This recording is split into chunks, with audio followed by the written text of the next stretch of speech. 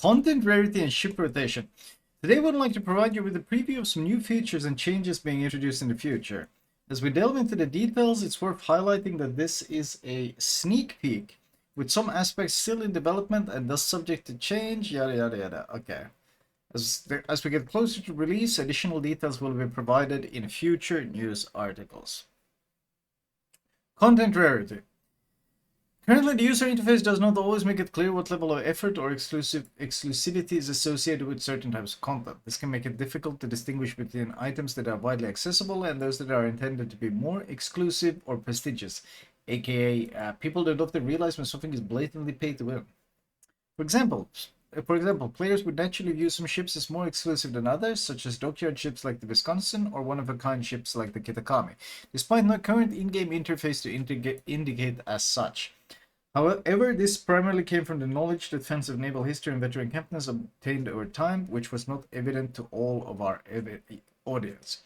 So in other words, people aren't spending enough money on these FOMO ships, so they need to make people understand that, guys, if you don't spend money on this now, you'll never get this ship, and that's a disaster. Imagine never getting a ship. You won't get this pixel ship in this game. Oh no, you better spend 120 euros right now to get your Valparaiso, so you don't miss out on it. To address this, an update 14.6 will introduce the content rarity system into the game. This is designed to help captains more easily evaluate differences in items such as ships, camos, enemy destruction effects, and potentially additional content in the future by classifying them with a rarity grade visible within the game interface. Bro, are we getting like epic ships and legendary ships? So we're gonna get common, uncommon, rare, extra rare, rarity in UI. Oh boy, legendary ships. We recognize that in many games, item rarity is often associated with increased power or performance. It's in World of Warships quite often as well. However, we want to emphasize that our rarity system is not a reflection of a ship's strength or combat effectiveness. The intention behind the system is providing players with the means to have a better overall understanding of the intended amount of effort needed to acquire content, or the amount of required to acquire content. Rarity levels. Okay. Oh, we're actually getting common and uncommon. No, bro. No, bro.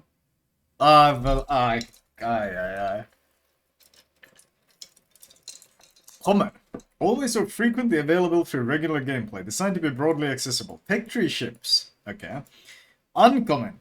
Requires moderate effort. Typically available through recurring events and steady in-game progress. Not a gacha game, by the way. Not a gacha game. You just have rarity and drops and loot crates and basically every game battle passes and everything gacha.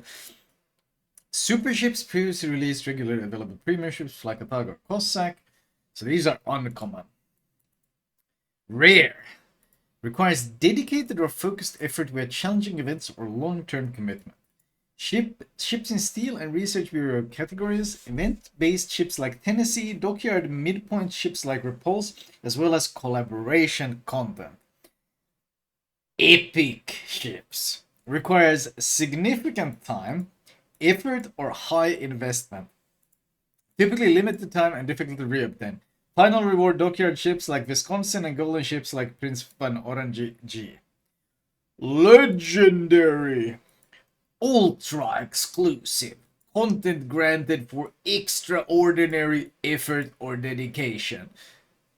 So they're not, where's shit like Valparaiso, where you just pay $120 for it? Where's that? Ivaki Alpha, Arkansas Beta, Kitakami, Alabama Super Test. So these are the shit that basically no one's gotten, but they're gonna be legendary. But what about the straight up pay to win shit? Oh shit, some good music, boys. Thank you. Never mind. I take it back. I take it back. Holy shit. The rarity grades listed above will apply to the following content. Ships, camouflages, and enemy destruction effects. Grades will be visually represented through the in-game interface by distinct colors and icons.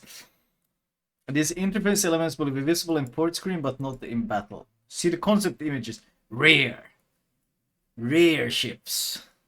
Rare item. Rare drop. Aye. Legendary item. Ultra exclusive content. Holy shit. Uncommon attack. Aye. Wisconsin. Epic item. Wait, they're doing it on the camos as well, and all of this. You see this? It's on the camos and shit as well. Holy. Scorpion, Yamato, epic item. Show epic ships. Show legendary ships. Oh my! We've gone full circle into Gacha, boys. We've gone full circle into Gacha. As one of the Rarity system's core objectives is to improve clarity and consistency, we'll also be implementing a standardized pricing model for direct sales based on the rarity grade of the content, in addition to removing pricing differences between different ship types. We'd also like to note that while dockyard ships will have higher rarity compared to normally available premium ships with the introduction of the system, the overall effort and cost of completing a dockyard will remain the same as it is presently. How this works. Pricing of the affected content in the Armory and Premium Shop will be standardized based on rarity grade. The tables below show the levels of rarity available in the Armory and Premium Shop and the pricing. The current range column indicates the minimum and maximum price ranges for ships prior to any adjustment from the system. Okay, so this is current, and this is what it'll become. So, uncommon ones. So, generally speaking, doubloon ships get cheaper, but honestly, Wargaming isn't releasing the doubloon ships anymore. Let's be real, pure doubloon ships, the shit that you can actually use your discount coupon on, they're not releasing any of this anymore. They've stopped doing this a long time ago. What they do nowadays is when they release a new ship comes out for doubloons, they put it in a fucking bundle and they give you a discount that comes with the bundle. Like it always says minus 30% or minus 20% or whatever. But it's obscenely expensive. They do that for every new ship. Like that's been their MO for a while now. Like that's what they always do in the Armory. If there's a new ship out, they will basically rarely, if ever, sell it directly, unless it's like old shit. But the Bloom was like, what's the latest new ship we actually got purely for doubloons? It's been a while. Because you can use coupons for this, and they hate when people use coupons. So most of the new ships that they pump out are all in preset bundles with some fantasy fucking discount that they just pull from their ass, and they put here like the shit has never been for sale, now it's for sale with a discount. That's basically it. That's always been the standard. So yeah, the ones that are there will become cheaper, but no one is buying them. Coal price changes. Okay. Tier 10 coal ships are becoming a lot more expensive. A lot more expensive. If the price range used to be 232 to 268k, the uncommon ones are 260, rare ones are 310, and epic ones are going to be 415,000. So whatever they qualify as a rare or epic ship is about to get a lot more fucking expensive. A lot more fucking expensive. The Tier 9s as well. The uncommon one gets cheaper. Actually, yeah, most of them get cheaper except the Tier 10. The Tier 10 gets astronomically more expensive. What the fuck is this scaling? Huh? That's wild. Coal is another resource that has basically been abandoned though as well. They don't really release new coal ships at all. But 415k coal? Holy shit.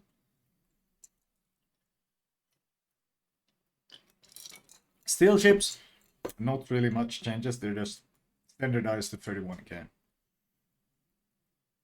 Research points. Oh, no more cheap research points, I guess. They're all going to be rare. Actually, the Tier 9 all get cheaper to 43, but the Tier 10 are all going to go up to 62. Okay, so Neos Shimi and Black are epic ships. I'm curious what the tier 10. So these are all uncommon tier 10s. So does this mean they're gonna release new tier 10 ships that will be rare and epic for coal? I just, you know what? I think maybe all the new coal ships they release are gonna be rare and epic, because they can't just input. They can't put the new tier 10 coal ship in the game and then ask you to pay 415,000 for it, because that would be an obscene increase in price. But if they tell you that all the ones that are currently there are uncommon, but this new ship, it's gonna be epic. Now they can justify ramping up the price from 260k to 450,000. That's why they're doing it. Makes sense. Makes sense. Valparaiso 450, bro. You're very optimistic if you think they're ever gonna put Valparaiso for fucking coal. Yeah, no. This just seems like an excuse to be able to slap this price tag on some shit that they put out on the coal store in the future. That's what it looks like. Okay. Ships for dubs. All of them are uncommon. Fair enough.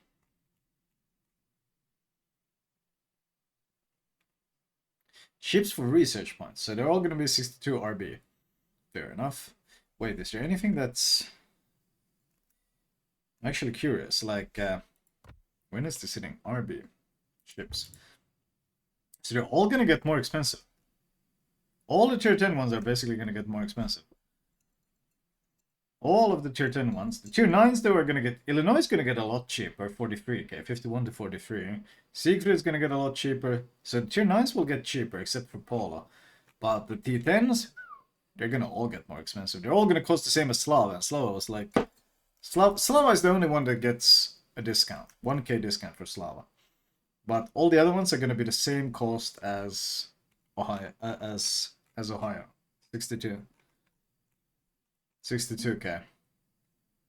But I mean, I'd tell you, go and buy these ships now so you don't have to pay the extra price. But why would you want a Brennus, a Sicilia, a Gibraltar, or a Sevastopol? You wouldn't want them anyway. Like, I have 78,000 and I have like another 50k in the tech tree, and I don't want any of them because they're dog shits. So the only thing worth getting is probably Illinois when it gets cheaper. Getting it for 43k is pretty nice because Illinois is a pretty good ship. But the rest of them, no. Okay, ships for steel. So everyone is rare and everyone's 31k. Interesting.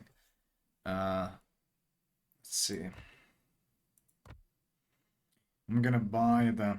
Everyone is 31k, so all of them get more expensive. I'm gonna buy the Barbiano when the coupon comes up. But 31k for all of them? 31k for Plymouth. Yeesh. I actually wanted the Brennus. Why should I skip her? It's a permakite ship. You can't push in at all. It doesn't have Hydra. It doesn't have any armor. All you can do is sit in Narnia and permakite. That is the only purpose you have in that ship. If you try to do anything else, you die.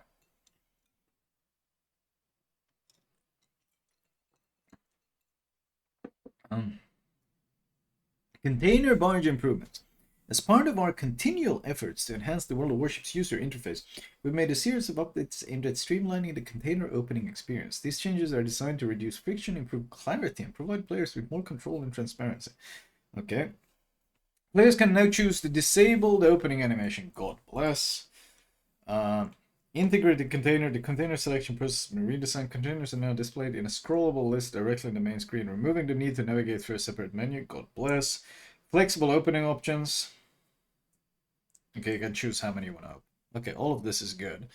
But I would like to see some gameplay improvements. How about the training room improvements? A lot of fucking container improvements in this game. To make container rewards clearer, we've introduced several key improvements. Detailed reward function. Okay, guaranteed reward counter, so the pity counter. Improved reward representation. Visually prioritized. High value rewards are displayed more prominently. So what you can get. You can get... Now here's how many you can open. How long until your guaranteed drop. And this is what you get. Well, what you can get. Okay. Yeah, no. Nothing about the UI in the port being smoother or quicker or the training rooms working better, but containers, those things are getting patches, man.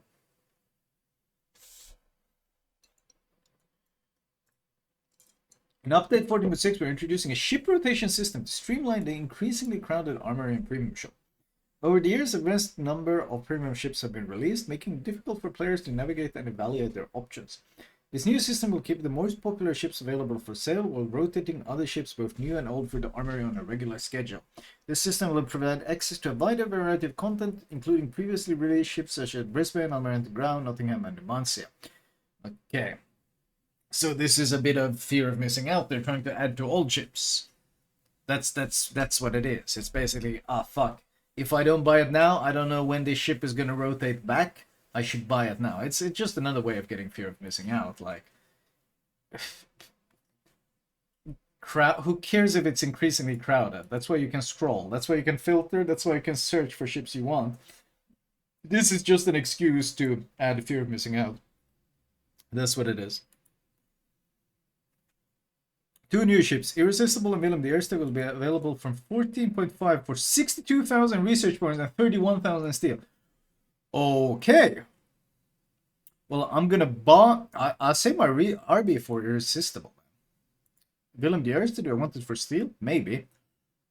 So this is one of the Irresistible is the Royal Navy battleship that can smoke up and has Goliath guns, and it's a BB that smokes up and spams HE from a smoke. And Willem de Eerste is a Dutch battleship that has airstrikes. So both really good for the meta for sure. But they both seem demented, so probably gonna try to get them. Additionally, two rare ships, San Diego and Leone, will be removed from the armor in update 4.6. Oh no. Okay. How it works. Ships will be separated into one of four initial planned groups for rotation. The groups are designed to be as evenly distributed as possible. Each group of ships will be available for 6 updates at a time. That means that if a group is introduced in version 46, the ships will be available until version 15.0. A group of ships may be out of rotation for a maximum of 6 updates. Okay. It's a Commonwealth BB, so not Royal Navy.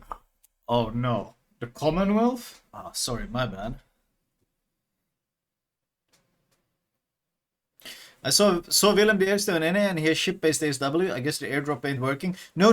They literally announced that they were making, they were coding a new thing where Willem de Eerste, because it's a BB, it gets to do ship-based ASW or plane-based ASW and have airstrikes at the same time. They literally made a whole deblog. Hey, look what we've created. This thing you asked for Guadeloupe since the first introduction of ASW. Well, we have now added it to this battleship. So it does exist there. Deployment of groups will be staggered. So at any given point, there will be 2 groups of ships available with a new group of ships rotating. Bro, so much gacha content. That's what it is. Bro, I've literally quit all my gacha games as well. But I'm playing the biggest gacha game of them all. That's crazy. Tagged with a specific identifying filter in armor and will be placed in a filter subgroup. Okay. Placed in a special subgroup above all others in the premium shop to spotlight them. Holy shit. When a new uncommon ship is introduced, it will be assigned to a rotation group and become available again to 69 updates after its initial release. Bro, this is such a big devlog about them just like trying to find new ways to milk money from the player base. This is no new actual content. Like, keep in mind, there is no new actual content here. It's just new ways in which they're trying to part you from your money. That's what we're talking about. Okay, so rotation system, the rotation group 1, 4, 2, 3, 4, 1. Okay. Oncoming ships released. Re-released in 15.3. Oncoming ships were re-released in 15 group 1. Bro, holy shit, bro, what the f...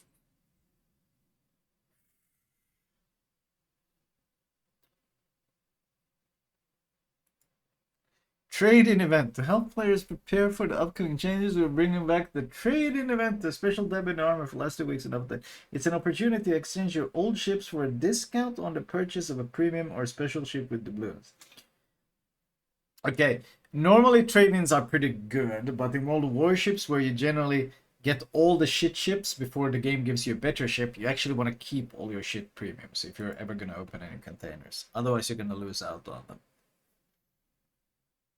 List of ships that players can trade. Okay, you can trade everything. God bless. Wow.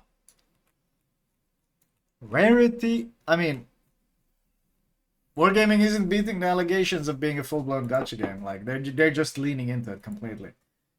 Like, it's really sad to see what's happening to Lesta, because the direction that Wargaming is driving this game right now, it doesn't exactly look like the priority here is naval historical combat or historical naval combat. That doesn't seem like that's a very big priority for the guys over at Wargaming.